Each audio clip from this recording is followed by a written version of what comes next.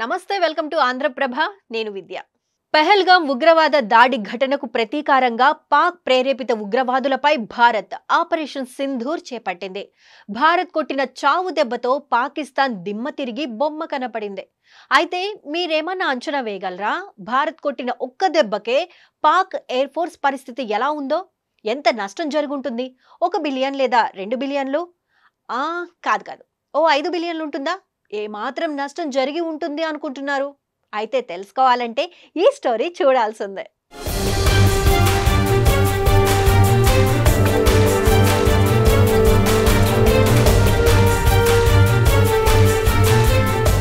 Pak air force కలిగిన నష్టాలపై ఇటీవలే ఓ నివేదిక విడుదలైంది. దీని ప్రకారం సుమారు $1.5 బిలియన్ నష్టం వాటిల్లిందని తెలుస్తోంది.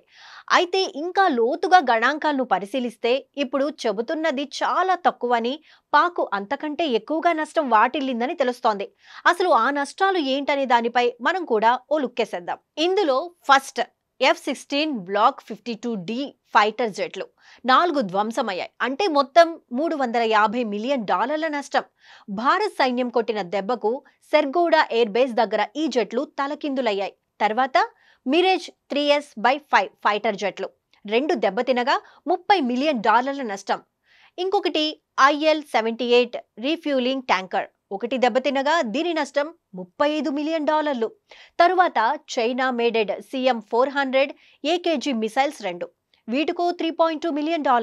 తరువాత షహీన్ తరహా మిసైల్స్ 2, వీటికో $8 మిలియన్. ఇక చివరిగా టర్కీ తయారీ బైరాక్టర్ TB2 UCAV డ్రోన్లు మొత్తం 6 ధ్వంసం కాగా వీటికి $36 మిలియన్ లాస్. ఈ మొత్తం $432 మిలియన్ కేవలం పాక్ వాయుసేనకు గాలిలో దెబ్బతిన్న ఆయుధాలకు సంబంధించిన లాస్ మాత్రమే. ఇది సగటుగా చెప్పిన అంచనా కాబట్టి వాస్తవానికి నష్టం ఇంకాస్త ఎక్కువగా ఉండే ఛాన్సే కనిపిస్తోంది.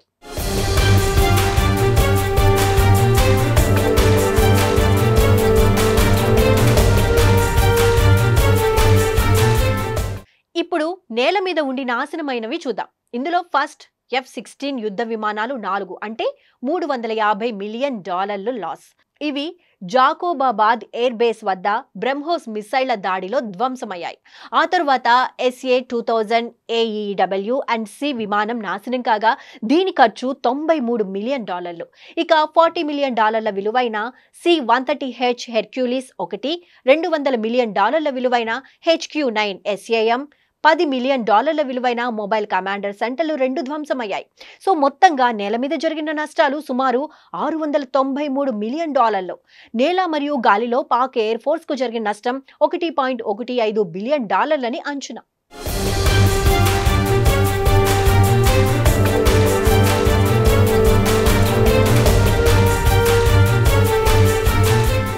ఇదిలా ఉంచితే పెహల్గాం దాడి ఘటనకు భారత్ నుంచి ప్రతిస్పందన ఉంటుందన్న విషయం పాకిస్తాన్కు ముందే తెలుసు. ఈ క్రమంలోనే రెడీ అయిన పాక్ దాదాపు 29 రోజుల పాటు సిద్ధంగా ఉండేలా ఏర్పాట్లు చేసుకున్నారని తెలుస్తోంది. ఇక 29 రోజులకు రెడీనెస్ ఖర్చు సుమారు $725 మిలియన్. అలాగే డ్రోన్ మరియు మిసైల్స్ ఆపరేషన్లు ఓ $450 మిలియన్. ఇంకా బోర్డర్ దగ్గర మోహరింపులు, ఎలక్ట్రానిక్ వార్ఫేర్ కు మొత్తం $435 మిలియన్ ఖర్చు. ఇవన్నీ కలిసి దాదాపు $1.61 బిలియన్ ఖర్చు అయి ఉంటుందని అంచనా. అన్ని నష్టాలను కలుపుకుని చూస్తే ఇప్పటికే $2 బిలియన్ దాటిపోయింది.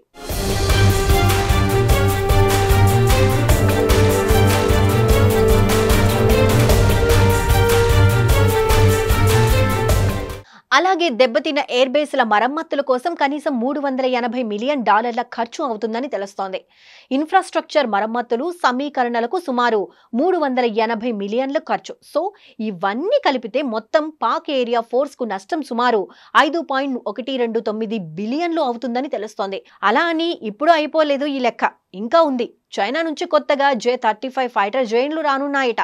వీటికో $85 మిలియన్లు. మొత్తం కలిపితే పాకు $7.63 బిలియన్ల నష్టమన్నమాట. అయితే ఇక్కడ ఇంకో ప్రశ్న కూడా తలెత్తుతోంది. అసలు ఇంత నష్టాన్ని ఎవరు భరిస్తారు? ఆల్రెడీ ఆర్థిక సంక్షోభంలో మునిగిపోయిన పాకిస్తానేనా, లేక ప్రజలకే తిండి పెట్టలేని స్థితిలో ఉన్న పాకా? ఈ నష్టాన్ని ఎలా భర్తీ చేసుకోగలదు? పోనీ పాక్కు సపోర్ట్ చేసే చైనా భరిస్తుందా, లేదంటే టర్కీనా? ఈ నష్టాన్ని ఎవరు భరిస్తారనేది ఖచ్చితంగా చెప్పలేం.